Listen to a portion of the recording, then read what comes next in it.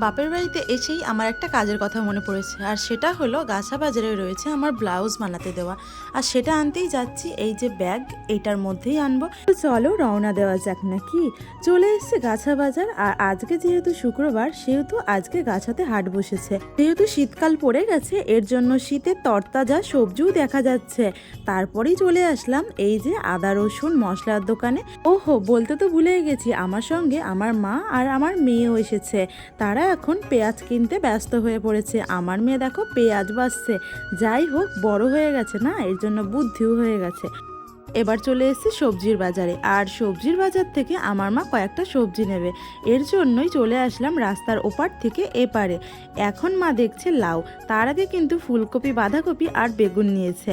যাই হোক, আমার মেয়েটা আর আমি দাঁড়িয়ে রয়েছি, সে এখন সোয়েটারের ফিতে খেতে ব্যস্ত হয়ে পড়েছে।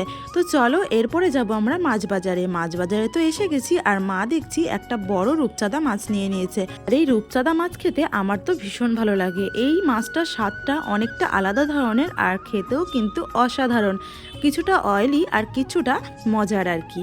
এখানে কিন্তু অনেক মাছ ছিল, পাঙাশ রুই, কিন্তু আমার মা রূপচাঁদা মাছটাই নিল, কারণ আমি আর আমার ভাই রূপচাঁদা মাছটা খেতে প্রচুর ভালোবাসি।